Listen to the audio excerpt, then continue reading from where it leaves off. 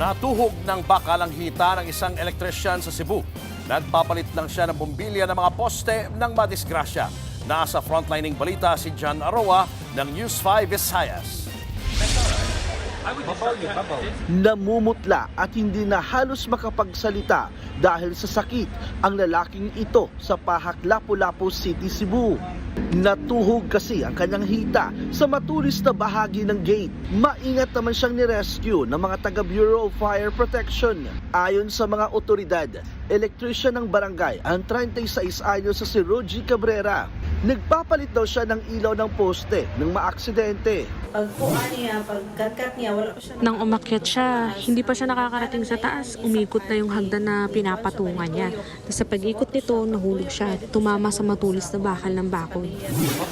Kinailangan pa ng mga bumbero na lagariin ang gate para madala sa ospital si Cabrera.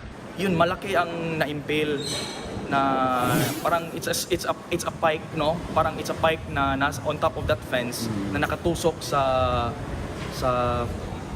leg, sa thigh part niya. Naoperahan na siya kagabi at nagpapagaling na ngayon. Nangako naman ng barangay na sasagutin nila ang pagpapaospital sa biktima. Nagbabalita mula sa frontline, Janarua, News 5, Visayas. Mga kapatid, Julius Babaw po. Para sa komprehensibo at makabuluhang balitaan at talakayan, mag-follow at mag-subscribe na sa social media pages ng News 5.